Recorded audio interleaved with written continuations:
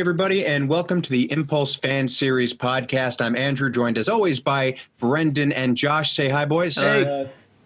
And we are joined by a very special guest today, Colin K.Bass, a.k.a. the creator of Reverse Flash Origins, and we're really excited to talk to him about his project and how he's been going. How you doing, man? Doing great. Happy to be here. You guys are awesome. I'm really glad we get a chance to talk. Oh, thank you so much. Kind. Totally too kind. We're really excited. I don't know how much or if any of the podcasts you've ever listened to, but we're always really excited to talk to different people making different films and just collaborating with everybody. So I really appreciate you being here, man. My pleasure. So I'll tell you what, let's get right into it, and we'll start onto your history a little bit, and I'll start off with the first question. Here we go. Colin, my man, how did you get into filmmaking? Well, I did some acting as a kid, and I thought that was going to be my future, but my dad kind of put me down the jock path. I was the football homecoming pet commissioner, that cliche, the high school football guy. And then I was like, okay, I did football and track and like just occasional like school sports and challenges and stuff like that. But it was mostly football and track. And then in college, I thought I wanted to be a teacher and like a football coach, kind of that cliche ending for someone who doesn't go anywhere with sports. Yeah. And then a comic book website was hiring to do some writing and some visual media. And I started working for them and doing like an internship. And then they hired me to do some superhero videos to promote their site. And I got hooked. And then that led to some original web series, to some convention coverage. Next thing I know, we're doing fan films, and one thing led to another. And now I'm here. It's a big part of my life now, and I love it. That's awesome, man. And did you do any kind of like the school plays or anything, or did dad was just like not your jock and no? In high school, there was no acting or school plays. I did a digital media class for some credits, and I secretly loved it so much, the writing, the acting, the concept creation and stuff. Yeah. But I didn't because I had to be cool, you know. One of my biggest regrets. But no, I did the school plays, and I went to some theater camps and everything. Yeah. And my dad got me a little tiny camera that held like 1 minute of footage. And we used to make videos around the neighborhood. That's awesome. But yeah, I just chose that weird cool guy path. But secretly, I was a huge nerd the whole time. So you've been kind of like living an actual double superhero life. It's the Troy Bolton thing from High School Musical. That's it. Bingo, and I related to that movie a lot too. So in a way, I was acting for those 4 years. I was like, yeah, football, yeah, I love boys. But really, I was like, yeah, and then I'd sneak off and watch Smallville every day. That's awesome. And he's seeing Smallville. He's like, I want to play football. I'm not allowed to play football. Oh, true. So it's kind of like the opposite in Smallville. Weird parallels. Yeah, for sure. Pa Kent was like, not having it, buddy. Mm-hmm. And do you draw a lot of? So what's been your biggest inspiration? Is it stuff like Smallville? Is it comics? In terms of filmmakers, film, television, what do you draw from? Well, before the Arrowverse, I was very inspired by Smallville. Yeah. And just because I'm like, hey, they can do live action. They don't need tights to like be superheroes. And then as things got more comic and mainstream, I got more and more brave with doing the tights and, you know, the really flashy comic book and cosplay and stuff. And then the Arrowverse happened, and I was like, this is cool. They're in leather, but they still look like the superheroes, but they're still modern. And then from the Arrowverse, I was drawing from what I liked about it. Then when they kind of went in this way I didn't really like about it, I started doing what I wanted in Reverse Flash Origins with what I wanted to see, which was more comic involvement, you know, mixes of movies, TV shows, and cartoons and comics. So sure. I in the beginning of my filmmaking career, it was all Smallville and Justice League Unlimited and stuff that I've seen. And I always read, whenever I have a new project, I read the entire Wikipedia and some comics about whatever the characters I'm writing for or playing.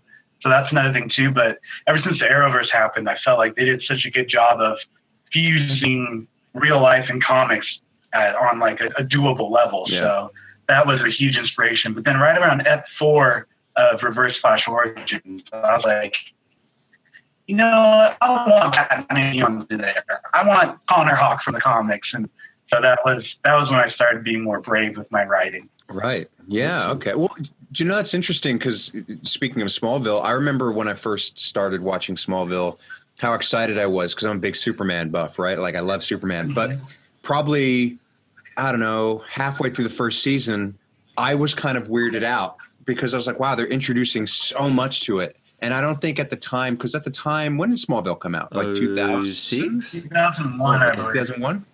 I don't, yeah, because I was, what, 17? I was 3. Shut up.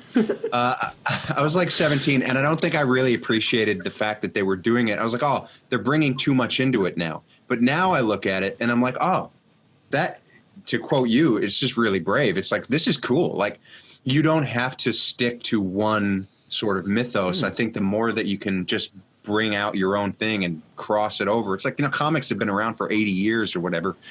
You can do your own thing. 100%. Yeah, we love alternate timelines, don't we, boys? Oh, Different dude. universes, right? We wouldn't know anything Absolutely. about that, would we, Josh? Not at all. What do you speak of? It just, and the brilliant thing about that in filmmaking, it just brings that collaboration opportunity even more to light because you can play with those infinite timelines and universes. Like we can figure out a way to work with somebody like you or some other fan film or some other series because it doesn't matter what universe you're in. There's a multiverse. Yeah, So, 100%. Exactly. And if anything, it makes it cooler when you see that convergence of the universes as well. That's probably the best stuff that you can do. So yeah, like that Infinite Earth trailer we watched the other day. 100%. Or, well, a couple weeks ago. Or like Yeah, dude. seeing Ezra Miller and Grant together on the show. Oh, best. That was That was love spoiled for me. I saw it on Instagram before the episode. Sucks. Sorry, man. What do you think, Colin? Will we see Grant Gustin in the Flash film when it comes out with Ezra Miller? Do you think they'll do that again? I don't know. Isn't DC kind of caught with their tail between their legs right now? Well, like I heard they did a bunch of layoffs. They just did a and they're, layoff like, yesterday of a lot of people. Yeah. They're putting a lot of eggs in this fandom basket. So I think when they start releasing projects and getting people excited, Yeah. maybe a clearer vision of the future. I don't know if you guys know, my job is in product development for Star Wars, but the company also works on DC too. So we have stuff from next year. We're always working in the next year. Granted, it's been on pause. I don't know if or when I'm going back, but we always had like the next movies from the next year, all this stuff in our office. And I was just like, what is DC doing? Like, without spoiling anything, I've seen way too much of the Suicide Squad 2. And I'm like, this is the craziest, most ambitious thing DC's done ever in the cinematic universe. So I think DC's kind of like just throwing ideas out, seeing what sticks. I think the fandom is either going to make or break DC. And I'll be watching, and we all are DC fans, but they've had like hit or misses for a while now. So I think the fandom's going to be a big determining factor on if they're going to keep crossovers like the fans love. I think that's my the DCEU, I think the best case scenario for them is just to focus on one character in their movies for a little while, because you're right, it's so convoluted. I think the best case scenario is we see, not that I'm biased or anything, but that we see Man of Steel 2 come out. I got to disagree with you on that. I think, I don't know if you've seen it, but have you seen Justice League War, the animated film? Yeah. It's about an hour long, and it's what Justice League, the real life action movie, should have been in half the time. So I feel like they can do a group setting. They've redone it now, so it's beside the point. Yeah. But like, I think what their pitfall is allowing producers to have too much influence on the films. Like, for example, with the Flash film, Edgar Wright apparently had written a great script, but they didn't let him do any of it. No, they just turned him into a slapstick character. Sorry, I'm just getting an email from DC Warner Brothers. They're giving us a cease and desist for Impulse. Maybe. Nice. I wish Josh was an actor, because I believe him sometimes when he says that. that was good. I'll just start crying on podcast. One day I'm going to say it, and you're going to think it's a joke, and then I'm going to start crying. You're like, nope, that's nope. Impulse breaks down mid-podcast. He's the boy who cried wolf. So let's stop then talking DC, I guess. I think that's Josh's way of saying let's move on before we do get that letter. Okay, let's get back to Reverse Flash, Colin. Why Reverse Flash? What is it that drew you to that character?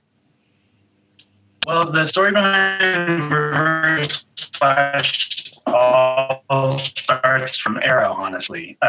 we had a premiere at a panel here at a convention. We did this Green Arrow short for a costume company, and it was the most legit thing we'd ever done. And we were just so proud of it. And we were like so high. It was like 1 minute long and nothing really happens. I fight Katana or something.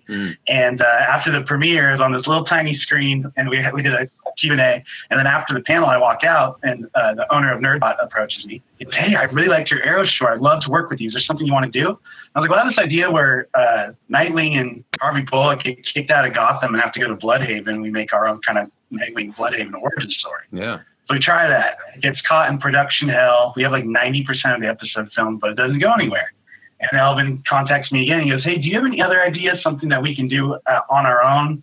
See if we can get people interested, and then like we'll make our own little production crew." And I go, I always am interested in the Anakin Skywalker, the Lex Luthor from Smallville. These characters where they're turning evil, but what if it's all just a series of unfortunate circumstances or misunderstandings that leads them to this? Yeah. I think that we should do it for Reverse Flash. And then he was like, "I don't know anything about Reverse Flash." And I go, "Let me write you a script.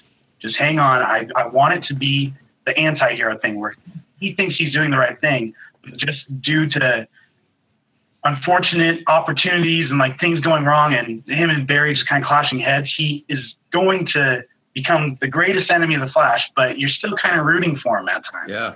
And so we did this teaser trailer. It did really well. And then we dove into it, but stuff happened with scheduling and our different actors and actresses and I got to stay vague for professionalism's sake, where my script did not really go the way I wanted it to go between Flash and Barry. I did want a Clark and Lex or an Anakin and Bobby situation, Sure. but I didn't get it. So that big final confrontation in our finale in season 1 was not exactly what I wanted, but it is like where it's just like he's laying out all these things that happened to him that really wasn't his fault, and he's just reacting to them. And Barry's like has no faith in him. He's like, "I've seen you. I'm like, you're evil." So it was definitely the Lex Luthor from Smallville and Anakin that really made me want to write this story and kind of give Reverse Flash more of depth, because when I was reading back on it, it was like he runs back in time and then he's the Flash. He's like, "That sucks. I better do it." And I was like, that's so lame. He should try to be a hero and just fail miserably. Yeah. It's interesting. Sorry, Josh. No, you go.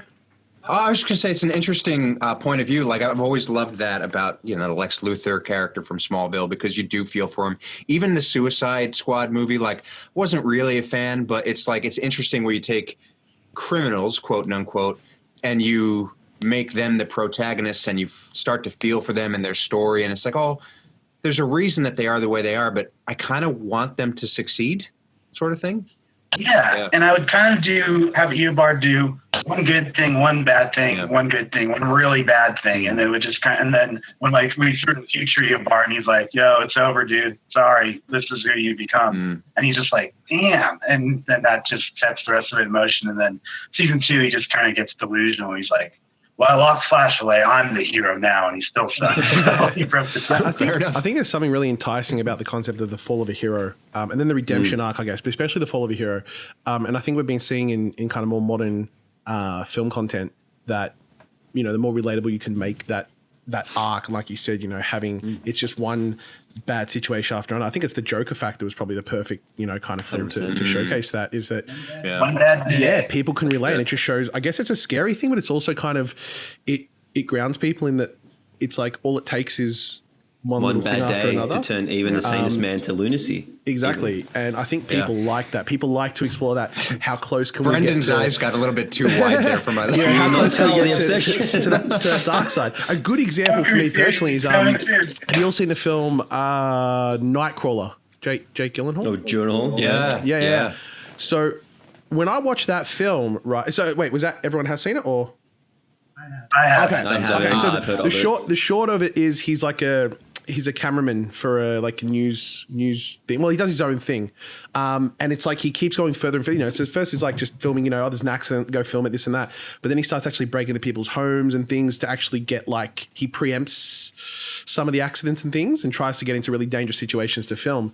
And I remember watching that with a group of friends, and as I'm watching it, I can see each of them kind of bowing out throughout certain points in filming, like, oh, that's where they draw the line, that's where they draw the line, that's where they draw the line. And I kind of watching myself, you know, as a DOP, and I'm like, okay, where am I drawing the line? And I'm kind of watching them drop one by one. I'm like, oh no, this is all right. This is all right. I don't do that. Like, Josh is like a serial killer psychopath. Yeah, pretty much. I drew the line. I drew the line at when he's in the house and there's something that goes down. And I was kind of like, I would do that and then I'd run away. But that's where I'll draw the line. And it's that kind of, I guess it's that weird thing of, it's following that kind of how much can you relate to that character. Yeah, and then I guess you find comfort in knowing where that line is. So it's definitely something I'm really interested in that kind of fall of a hero. And I guess then the redemption arc as well is always fun. You know, kind of going down it, especially if you really pull them down the dark side far enough. That it's like, how am I gonna pull them out of that now? So, totally. Nice. So, Colin, I want to circle back to Nerdbot in a second, but first, I want to talk about Power Rangers, because we've obviously seen some Power Ranger stuff in your feed, and me personally. Now, this is actually a question that came from Brendan. This is one of the things that he modified, but me personally, I grew up loving the Mighty Morphin Power Rangers, right? Ivan Ooze. Right? Yes. Spoiler alert, I'm 35. So when Power Rangers was a thing, Mighty Morphin, I was like 10, and apparently that made me too old to like Power Rangers in school. I binged PD like 3 months ago. Oh man, yeah, I used to get made fun of. Like, I got made fun of hardcore. I was like, I'm 10 years old. Why can't I like the Power Rangers? Anyway, rant over. What's up with the Power Rangers, Colin? Okay, so Reverse Flash Origins season 1 ended, and we weren't really sure what we wanted to do next. And I got invited to Morphicon because it's local, and cool. We get pro passes to cons around here. And I've always loved Power Rangers, but and I'm staying vague here again. Due to some things that have happened in my life with the actors of Power Rangers, I just kind of dropped it. But growing up, I really, really liked it. All the seasons, I check in randomly, and I secretly watched it, so I get you getting made fun of at 10. And people are mean. But then as nerdy stuff started getting more accepted, I was like, I'm gonna rep this. And I really loved the Disney era, which was maybe like 03 to 08, I'd say. Okay. And that's, I think, is the best seasons. Anyway, so I go to a Power Rangers on Morphicon, and I go to the fan film panel because, that's, I think, no, they just kind of knew me from Reverse Flash. And I'm sitting there and watching these fan films, and I've never been more inspired in my life. I was like, man, now I remember, I love Power Rangers. I just seen that. I'm moved, and I start texting Sean immediately. Sean's our director and editor for Reverse Flash. And I just had all these ideas rush through my head, and I'm texting him, and he'll tell you, it was like 9 essays of just all these things I was doing and what I wanted to do. I started reaching out to companies. I started assembling a team. I didn't know what I wanted to do. I just knew I wanted to do it. So then later that night, I'm at this after party in a hotel room, and I'm there, and I've had a few drinks, and they were really nice to me because they had watched Reverse Flash Origins, but I'd only known maybe one person in the room. And they're still like all in their costumes and stuff. And I'm there just like total noob mode. And in their heads, they probably, this guy doesn't know anything about Power Rangers, but really I've got too much knowledge for a 29-year-old. And I'm like, hey guys. And they're like, what? And I was like, what do you think about a prequel to Ninja Storm where we focus on the ninjas and the elementals instead of the rubber monsters and megazords? And everyone's just like, that sounds pretty dope, dude. And I was like, oh. So then I just ran with it. I start trying to line up costumes and characters and what I want to do. Put this poor guy, I love him to death. He's Danny. He plays Vibe in Reverse Flash Origins. He's also my Yellow Ranger in First Ninja. I run up to him, and I was like, hey, man. He's like, hey, do you want a picture? And I was like, no, I want you to be in my new series that I just came up with. And then he's like, huh? And so I pitched him the idea really quick, and he goes, yeah, let me give you my phone number. I'm down. And so it started happening and snowballing in one day. Quickly, yeah. And everyone was so nice and supportive just off of an idea. And for me, Flash fans have been really harsh towards Reverse Flash Origins. So I was just so inspired by Unworthy at the Unworthy Power Rangers Unworthy at the con. The fans were amazing, and then things just kind of lined up in 24 hours, and it felt like meant to be. Yeah. So then we did that series, and then we were supposed to do episode 2, and then we got rained out, but I still wanted to film something, so I made up Shattered Past, a time travel Power Rangers thing. That thing blew up, and we got like 700,000 views on the first episode. So I'm like, okay, we better keep this going. We can get 2 Power Rangers series. And I meet the real Red Steel Ranger, and we become really friends. And he's like, hey, I want to do a series with you guys. Okay, we'll do 3 series. We'll make you the lead in this other one. Then Nerdbot approached me, and they're like, hey, we want to do Bloodline, the In Space Rangers. We'll have the real Rangers. We want you to reprise your role. Okay, I'll do 4 series. So now I'm just like, just doing way too many Power Rangers. But yeah, that's how it all happened. Right. It all felt meant to be. And it's been really rewarding. I've met some amazing people. And it's been a nice break from Flash, but also it's just like, it all kind of keeps happening in these weird manifestation kind of ways where it feels like the right thing to do. Does that make sense? Yeah. That's the story in the nutshell. That's awesome. Do you know, guys, I think that's what we're missing here in Australia now with everything going on is like going to those cons and just like talking and networking. I think. Yeah. Well, we had plans. We had plans to for it. Yeah. So we submitted an impulse trailer for I think it's called Warrandyte Film Festival. It's one of the bigger film festivals in Melbourne, and we got accepted and stuff, and we're gonna go and start networking and marketing with people, and then it got closed down because of coronavirus. And as you said before, Colin, the world ended. Yeah. Also, side note, when I was looking you up on YouTube for some stuff on our upcoming Reacts video, which if you guys want to see that, stick around. You got to meet Jason David Frank. Jealous. Yeah. I have a big history of meeting the Rangers because originally I started as press before I was doing like more acting, and then they switched you to Pro Pass and you get less invites and stuff. Yeah. But yeah, I've hung out with Jason a few times, and I had a girlfriend that did cons all the time, and she kind of dragged me around as arm candy. I don't know. A trophy ranger. Rangers and That's cool. yeah.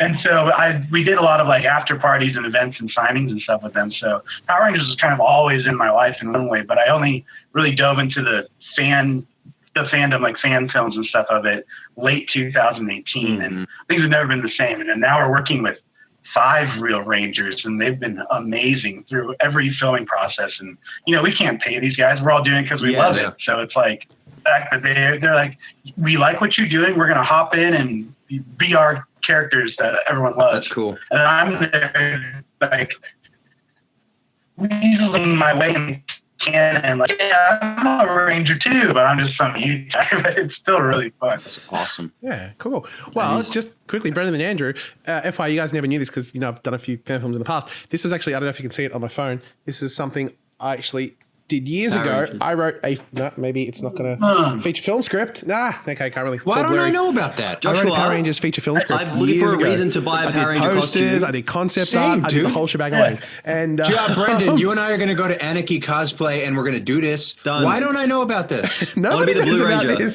I want to be Adam. It was years ago. It was years ago. So I'll have to go review. I was like, I remember doing it. I'm like, do I have anything on my phone? I remember I had on Facebook. I put up a poster like way back when. Josh, I really like that. Post-apocalyptic Power Rangers is kind of what it was. So nice. I think we need RPM was a great season, and they did that. I think we're in the right time to do a post-apocalyptic thing.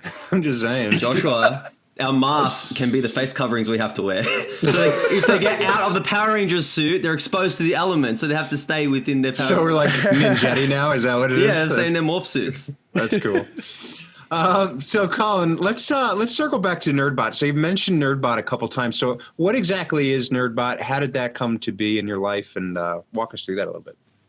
Nerdbot is a media company first and foremost, but they do conventions, news covered on their website, and they produce different web series and lately virtual conventions. So they're just trying. I look at them as like a Nerdist type of company where they have a little bit of everything in different baskets. And but they came to me after the Green Arrow panel I told you about, and then I kind of bring my ideas that require a team to them. The Power Ranger stuff I've kept on Crimson Vision, which is just Sean and me. And that's kind of us, like, it's our side project because Nerdbot didn't really have an interest in Power Rangers, which is fine. Sure.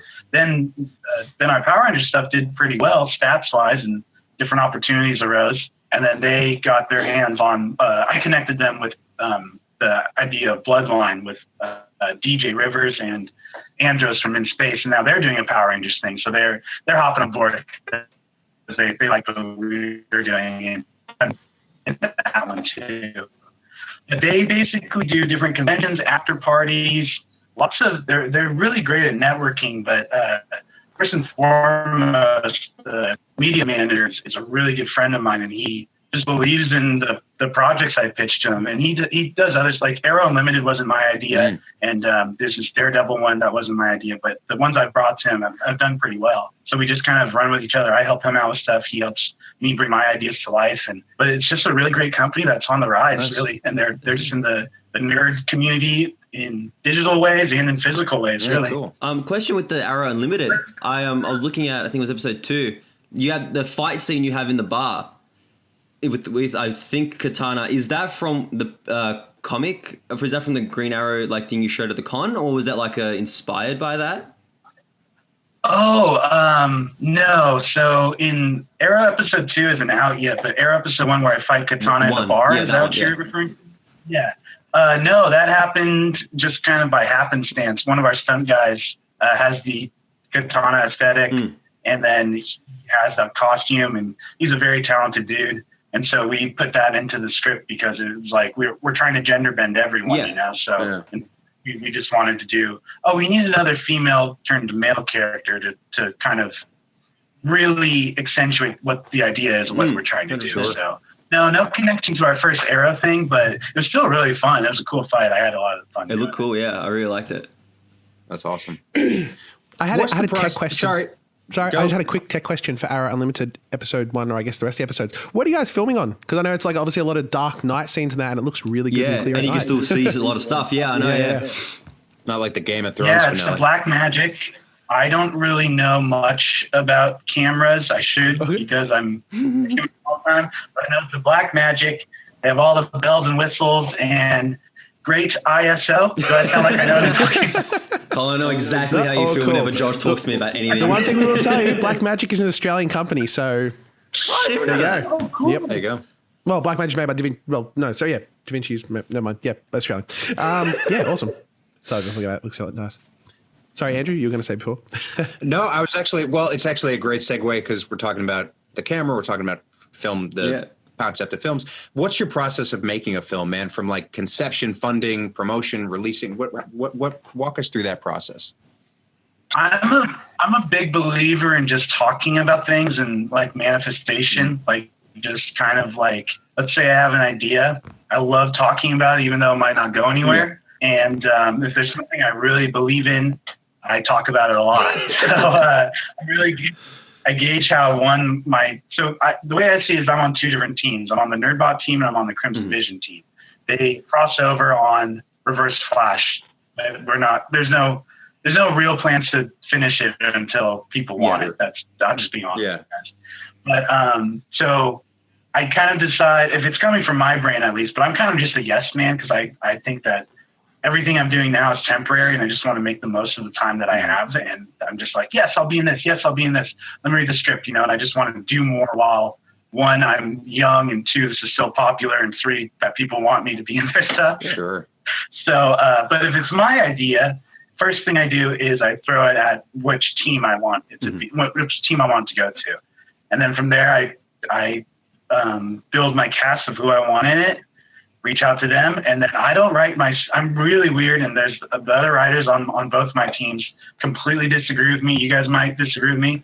I never write ahead. I'm always just writing in the now because the stuff without a budget or stuff with a really low budget, things always change once you release something. So in my head, I'm like, if I write what I know I can do for this, and it does really well, other people will get involved and they'll bring these different opportunities or doors or people or costumes or anything. Yeah. So it all starts with just basically a basic idea. I assemble my cast and crew, and then I pitch it to either the Crimson Vision or a Nerdbot team. And then I start writing once I have that. And then I also, over years of doing this, I have a garage that looks like a very weird bat cave. It's full of costumes. And The Bass Cave. I kind of, the Bass Cave. And I kind of base off of, I'm like, hey, I have this that can work for this. Like, Power Rangers is a perfect example. Those things are expensive. Yeah. So if I have one Ranger that can work for a different series, I'm hyped. It makes our production value higher. But it all is just step by step for me. And then my buddy Dade, who's our Red Ranger in Shadow Pass, he's all about writing ahead. Pump the brakes, dude. We don't know what's going to happen after this episode. And it's true. People get involved, or people leave, or we get another real Ranger, and then things get flopped on their side.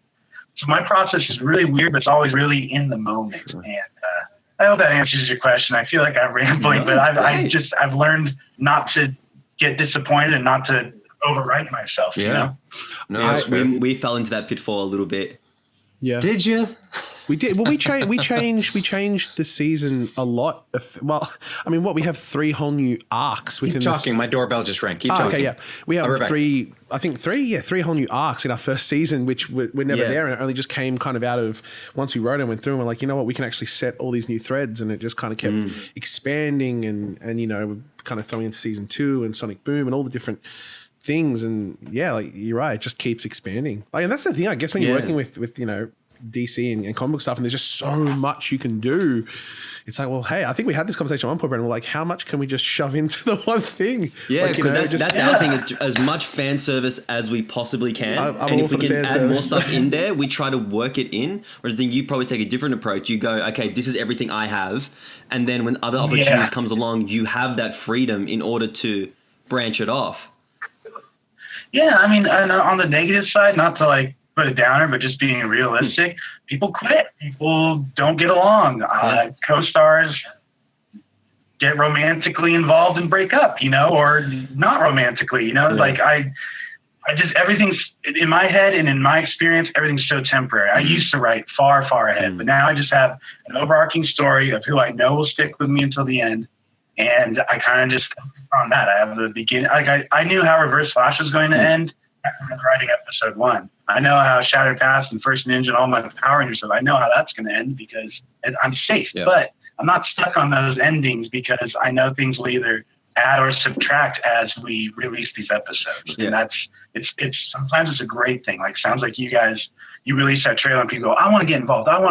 And we get that. But at the same time, I have no idea who I'm going to be able to have come back for the Reverse Flash Origins finale. Yeah. Okay, because I didn't get my hopes up. You know? 100%, yeah. Sorry, that's kind of negative. No, it's a good outlook to have. It's a realistic outlook of what the industry's like. Yeah, it's definitely something. I guess it's something we kind of have been dealing with as well. When you look at, like, especially being fan films and financials and all that kind of stuff, it's so crazy because you really are just relying on everyone's love and passion for the project. Yeah, and goodwill. You know, people, you know, everyone has lives and jobs and there's, you know, so much going on. It's like trying to juggle everything. It's like, yeah, it's crazy, but it's awesome when it can all come together. It's, you know, it's really cool. So before we do jump to anything else, I do have to ask, are you at all involved in the Ninja Turtle film that Nerdbot is doing? I am. I'm Casey Jones, and I'm writing it. Dude, that's going to come up in the reacts, so we can discuss that later. I know, but 100% put that in there. So excited. It looks amazing. I'm so excited. You can't see on that side of me, but I've got some Ninja Turtles. Dude, Ninja Turtles is my thing. I love turtles. Mate, when I saw the costumes, I lost my bleeps. They're making all new suits for this revamp we're doing. They're called V5. You can move in them, you can fight in them. Awesome. They have movable mouths and stuff. It's crazy. Awesome. Can I play April? I'm really... What? Can I play April? April? Yeah, give my April. All right. You heard it here, folks. Dude. But yeah, I'm really excited. I was a little worried because they were revamping everything down to the turtles, down to the suits, the actors, everything. And I was like, man, I hope they bring me back. And then they hit me up and they're like, hey, we want you to write it and play Casey again. And I was like, hell yeah. Because so cool. I get in with them, I can do a crossover with Power Rangers and Ninja Turtles. That already happened. Have you seen that? That did happen. Yeah. That's so cool. That's awesome. Yeah, and the cool thing is that we're working with 2 in Space Rangers, so it could be like a little mini reunion. Oh, that is awesome. That's really cool. I love that. Oh, I'm so jealous. Oh, that has to happen. No, that's happening. Bring it on. So, Colin, what have some of the challenges been that you've faced aside from the obvious pandemic at the moment in terms of filmmaking and everything that you do? Like, what are the biggest things that kind of come up? Definitely relationships that I briefly touched on. Things change off screen. These conventions, it's hard to keep track of who's feeling what way about who, especially when we're all involved in our own stuff. And I might rub someone wrong way, I know, and then next thing I know, oh, they don't want to be a part of the series anymore. Like that kind of stuff happens. Yeah. And scheduling is a nightmare because you can't go, hey, be here, it's your job. Here's X amount of dollars. This is your job. You have to be here. It's like, hey, we really want to do this. Everyone likes our last episode. Are you down to return? That kind of thing, or join or everything like that. So I think scheduling and relationships has been an issue, but I'm getting better with both. Yeah. Just kind of realizing how to write around scheduling or keep things very professional. And I'm not speaking just for me, but from people to people too, and kind of leading the charge and trying to be a good leader with a level head, but still, being strong enough for them to rely on you. Sure. The Crimson Vision team has been such a blessing. Like Nerdbot really leads the charge, and I'll always love them for that. But I always feel like, it's your guys. You guys are marketing this and branding this. I'm so happy to be a part of it. The Crimson Vision, it's me pitching the ideas and leading this team and making things happen. And I love that too, but it's a lot of pressure on top of kind of biting my tongue a lot. And in my experience, I haven't been very good at that. But now with all of this, I'm 3 months off of filming. I've missed it so much. And I just have been so grateful that we've even been able to start again with these little tiny projects. Yeah. So I think those have been my big issues, is just like scheduling stuff when you can't pay people, and relationships are tough because you're kind of have this focus on the project and not necessarily how everyone's feeling around you, in my experience. Yeah. I think those have been the two. But I'm just so grateful that people believe in our projects and like watching them, and that we're growing and learning as filmmakers and also as a team too. So it's really bittersweet because I'm glad these things happen because I learned from them, but also I wonder what things could be if they never happen. Yeah, that's fair. That's fair. And with the now elephant in the room, COVID. What'd you call me? Oh, yeah. Yeah, that was rough. I was getting very fat and drinking too much for like 3 months. And then I was like, I got to film something. So we did a little small ragtag team for Solaris. We all played it super safe in the middle of nowhere. Yeah. And I just kind of woke up out of my funk. And I was just like, you know what? I can still write. I can still make connections. I can still social media marketing of our old projects. And then I got really ambitious and back, like working out again. And then things got safer, and we started doing more little projects like that. And I just feel like the most mentally healthy that I've felt in the beginning of this thing. Wow, that's awesome. That's great. Not everybody's kind of making that switch. So that's really awesome. Especially in our industry, it's tough because for us, there's just, it's exceptionally hard. I mean, it's hard for everybody, but for us, it's exceptionally hard because there's just no work and you just don't know what's coming. And like even something little, which isn't little, like a mask that is mandatory in public. What does that now do for filmmaking? Like, how do you work around it? Yeah. Like, how do you do that? And then it's just, it can mess with your head a little bit. So it's really great that you're able to get back and just stick with the positives, man. That's awesome. Trying, yeah. I think the 3 months without it just made me really, it changed my perception. Yeah. Just made me way more grateful and miss it so much. Yeah, man. And there's always stuff you can do, like you said, like writing scripts, marketing, preparing for when you can shoot. That's like where we're at as well now. Yeah. Trying to set up as much as we can. Yeah, like this too. Just the fact that we get, like, who knows if this would have happened if it wasn't for COVID. There you go. I think these virtual cons and interviews and stuff are just great. I mean, so many good things have come out of this relationship. Sonic boom as something that's materialistic, but the relationships that we're able to build with people now, because you're going to be forced to virtually collab with people now. And adapt. And keep people's interest in the project. That's probably a better word than forced. So what's been the most rewarding moment for you, Colin, in your think in your entire career, what do you reckon the most rewarding moment has been for you? I think the messages where people say that our series inspired them to go make their own. Ooh, I'm getting kind of choked up even talking about it. That's always been the goal for me. It's like, I was so scared to go be creative and do my writing and acting for so long. And I wasted so much time caring about what other people thought. If any of our series or even like my personality online or whatever can inspire people to go make their own, to go out there and like be themselves and create and learn and grow, that those messages are really shut up.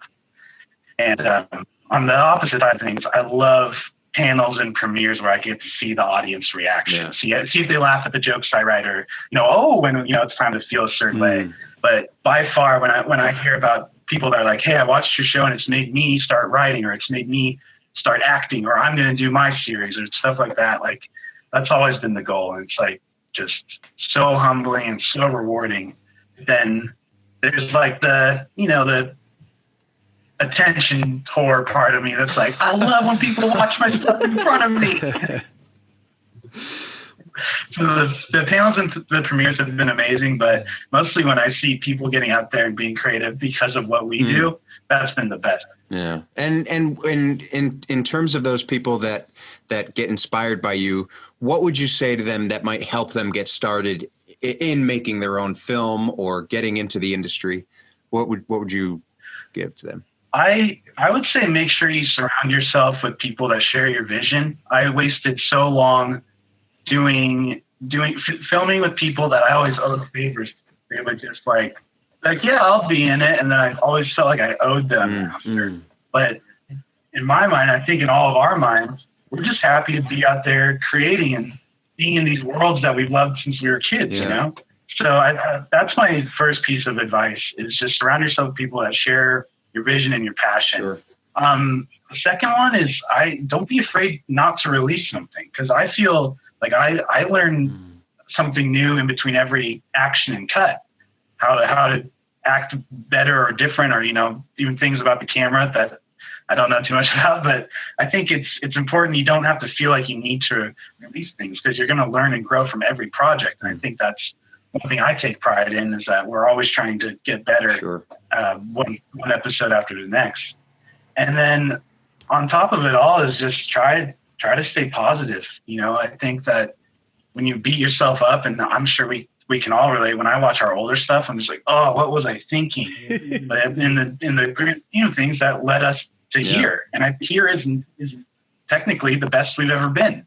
So those would be my top three. I mean, I could go on about all the mistakes I made when I first started filmmaking, but the biggest thing is just surround yourself with positive people who believe in you and believe in yourself too. Yeah. No, that's fair. That's a big part of it. So, Colin, what's next for you? What's coming up in the near future? I mean, I know we've spoken a lot about stuff that's coming up for you, but what's the most pressing stuff? And B, where can people go to learn more about what you're doing? And, shoot us some links, man. Tell us where we can drive people. We'll throw them up on the screen as well. So and in the show notes. Okay. So for Crimson Vision, our next thing is Shattered Past Episode 3. That's by far been the fan favorite on that channel, so we're just running with it. And it's a really small cast and crew, so we've been able to get away with it during COVID. It's just like 3 main dudes and then the microphone, the camera guy, and then we separate into days, so it's smaller amounts of people, and we film in the wide open. So that was the most realistic and the fan favorite to do. So that's probably going to be the next release. And then for Nerdbot, I'm sure you guys can relate. There are so many different, like, halfway going pre-production things going on right now. I don't even know what's next. I've been doing fight choreo every week for the past 3 weeks for, I think I'll announce it here. You guys want a little exclusive? Okay. So I've been doing, like, we have like a full-on stunt choreo team. I'm zip lining in. I've been doing bow action, everything. We were doing Green Arrow versus Daredevil. Nice. First fight. Ooh, that is so cool. And that's one of the reasons I'm trying to get in really good shape. And two, the fight choreo is heavy, and I'm in leather. And So I'm really excited about that. And we're probably filming that next for Nerdbot. Then we have a lot of different like half-baked ideas that are all, they're written, but we're just trying to schedule it. Solaris is one. It's our first original content in a really long time. Basically, the sun's exploding and it's giving people superpowers. That's like the premise. We can only hope. And then I had to look at that. I really love the makeup that you did on the I don't know the actor's name, but like when he was burnt in by the sun, it looked so realistic. I like winced a little bit. Yeah, that's William Schufel. He was a real ranger on last season of Power Rangers, so it was really cool that he got involved with our project and took the lead role. It was seriously, we just really wanted to film, and they wanted some original content. And I've been seeing on Solaris and I have a little drawing of character Solaris with the little burn sun symbol right here, and then now it's like a real thing, so it's really cool. Awesome. And we have the potential to pitch it to like streaming services since it's original. I'm really excited about that. That's awesome. Yeah, a lot of like half-baked stuff, but the next for each of the studios, Shoutouts Ep3 for Crimson, and then Character Select, which is going to be the Green Arrow vs. Daredevil thing for Nerdbot. Those will be our next ones for sure. And then for B, you can find me. I'm most active on my Instagram, which is at Colin K.Bass. But all the Nerdbot stuff is on Nerdbot Studios on YouTube, and all the Crimson Vision Studio stuff. It's Crimson Vision Studios on YouTube. So imagine like DC over here with Nerdbot, Power Rangers over here with Crimson Vision. Nice. Oh, that is awesome. I think, Josh, maybe we can let in people know of what we plan to do with Colin and our series. Yeah, let's do it. Yes, you take it away. Yeah. So, as everybody might know, we have Impulse Sonic Boom. We're still in the process of trying to finalize the scripts for that because we've been put in a bit of a limbo with recording because Josh has the recording studio at his and we can't go anywhere because we're in stage 4 restrictions. So it's been a bit of a pause on that. But Colin is going to be reprising, right? Is the right word? Reprising? Yeah. Yep. Reprising his role as Eobard Thorn in our Sonic Boom series, audio series, and he's going to be helping out our Eobard Thorn played by Steve Young. Woo. Cue applaud music and sound effects. Double danger. Double thorns. It's going to be a prickly episode. That's awesome. And I'm so excited to be able to write that and just explore all of that. Very much. We have quite a fun little, I guess, journey for the earbuds throughout Sonic. I've already got many ideas as to how you guys interact and everything. It's going to be very, very cool. Can't wait to bust out my Eobard voice again. It's been a while. Oh, snap. Well, boys, do we have anything else we want to mention or say? Yes. Be sure, one, with Patreon shout-outs. Yes. And two, if you guys want to see all of us react to some of Colin's and Nerdbot's and was it Crimson Shadow? Crimson Shadow content. Be sure to stick around for our YouTube React series where you can find it first on our Patreon a week before it comes out on YouTube. Absolutely. Andrew, do you want to take it away for Patreon? Yes. So for Patreon, everybody remember, you've already been shouted out, those of you who are on our Patreon. So thank you so much for being part of it. And if you aren't on the Patreon, make sure you visit patreon.com/Impulse Fan Series, where you can donate for as little as $1 a month to help us keep the project going and to get some seriously awesome benefits, including the early release of this podcast, the early release of some behind the scenes stuff, and all the way up to possibly winning one of the prototype costumes that we used in the trailer. So I'm going to butt in there. What? We do have something to tell the Patreon people because you guys don't know this yet. Let's do it. We have officially received the final visual effects shot from our visual effects person in Sydney, Jennifer. So Max Mercury Origins is just about ready to drop. So keep an eye out. It will be a Patreon exclusive first. So indeed. So there you go. So you get early access to really cool stuff. And yeah, patreon.com/Impulse Fan Series. Be there or be square. So you are old. I am old. Shut up. Old man Max. I'll see you there, or I'll see you on another time. Are you going to call this the bee's knees with cat's pajamas? What's your point, first of all? I don't wear pajamas is the point. You sleep naked? Anyway. Patreon. So you want to see my pajama attire? Subscribe to Patreon. No. But yes, now we have to put it up. You realize that. Now we have to do it. First the shirtless scene and now... Spoilers, Brendan sleeps naked, so good luck everybody with that. I did actually think of something. Let's move on from that. We did mention DC Fandom earlier. Colin, did you submit anything for DC Fandom people can go check out? I did not. Did you guys? Hell We yes. did, yes. Links in our bio. Did they Weirdly, only 2 days before. We knew about it months ago, and then for some reason we thought we couldn't enter because I didn't think there was a video component. And then 2 days before, we're like, oh, actually we can. So it was like a rush. We didn't sleep for 2 days. We trying to like put everything together and cobble. It was so weird. So yeah, if you want to. definitely tune in to watch you guys. That's awesome. Yeah. Did you happen to see that little reel that we put on our Instagram? I'm sure I watch everything you guys put up. Wise answer. That's awesome. Yeah, that, but 6 minutes long on the DC Fandom. If you wanted to go check it out. He's keen. He's down. Did they tell you when you'll go on Fandom? What was that? Sorry, What was that? You cut out a little bit. Do they tell you when your stuff will go live on DC Fandom? I think they'll send an email if we've been not shortlisted, but I think it was 27. like There's going to be 27 submissions. 27 finalists. Yeah, and then going from up there would be the final finalists. I'll definitely share it. Send me that link. Thank All you right. so much. You're the man. We're in a battle with another fan film. There's 2 fan films, us and a Batman one that's like from these French people. And they full on have a Really Batmobile cool. and They got a everything. full-blown Batmobile. It's really cool. it's Le Bat, It's not as cool as us. obviously. I'm rooting for you guys. For sure. Nice. All right, guys. Well, it's been a pleasure talking with Colin. Thank you again so much for joining us, man. And we really, really appreciate it. It was my pleasure. I love talking to you guys. All right. Again, you Absolutely can great meeting you. You can find was. Colin at Colin K.Bass on Instagram. You can find Brendan at Brendan Spazowski on Instagram. You can find Josh at Cinestudios, and you that's can me. find me at the Andrew Lorenzo. Thank you so much for listening to the Impulse Fan Series podcast, and we will catch you next time. See you in another time. Bye, guys. Laters.